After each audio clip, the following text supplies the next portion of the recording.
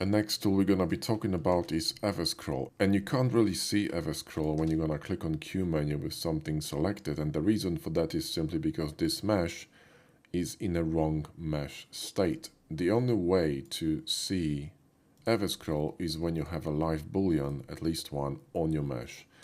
Then you can go here and click on EVERSCROLL and recover your cutter.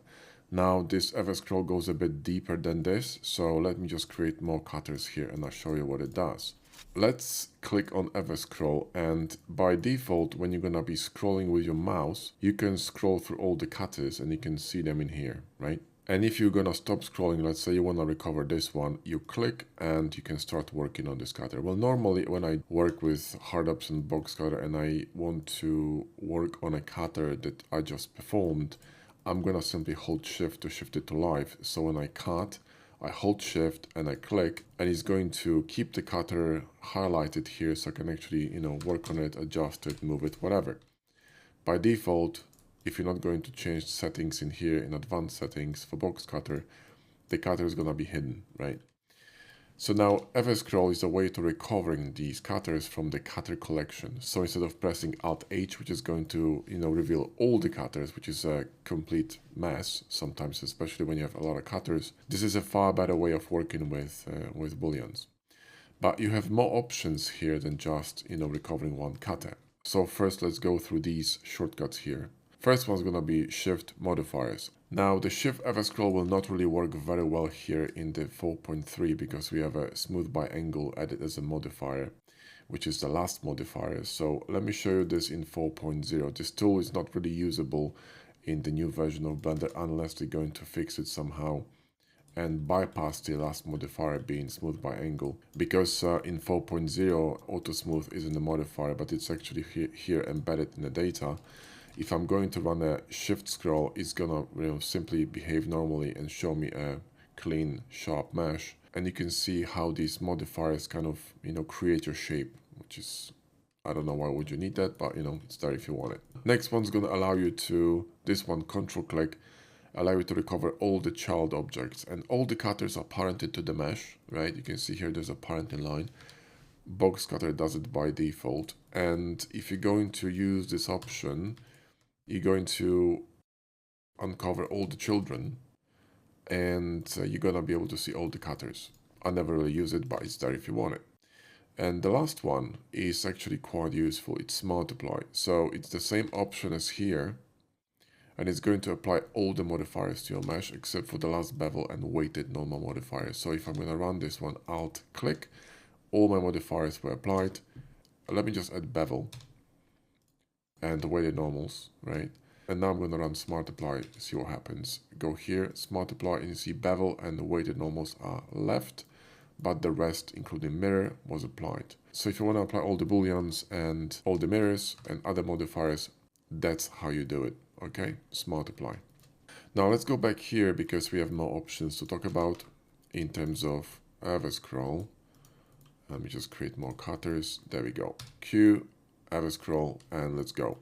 So first here you got this similar gizmo or kind of a menu to AccuShape and also the array. We talked about it, and you can manually choose these booleans here. You can toggle them on and off if you want to, the visibility. You can also do this by pressing V, by the way. Here, if you press V, you can toggle the visibility of a modifier. And here you can also lock the modifier object visibility, so this is gonna bring it to life, yeah? So you can enable these modifiers manually here. Another way of doing this, and I think it's much easier, gonna be by holding control. So let's say I have multiple cutters here and I wanna work not just on one cutter, but two cutters. If I'm going to click here and enable this one, and I wanna also enable this one's gonna disappear. So the way you enable both is you go to EVERSCROLL, you hold control, and you're gonna see these dots.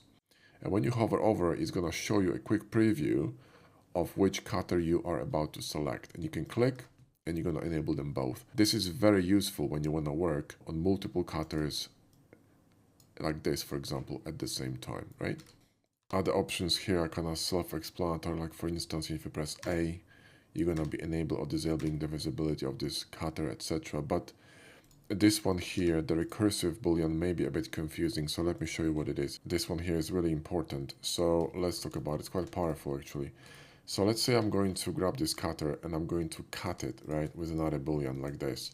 And when I'm going to be scrolling through my booleans, so let's say I have more booleans in here, right? This boolean that cuts the boolean, which is called recursive boolean, it's not going to be shown. So watch, I scroll through, you see you can't see it. So what if I wanted to work on that boolean, right? I wanted to reveal it to work on that boolean specifically. You can press R, then you can simply scroll through your recursive boolean. We have only one here, click, and you're going to be able to grab that and work on it. So this is a really powerful option when you want to adjust a boolean that cuts another boolean.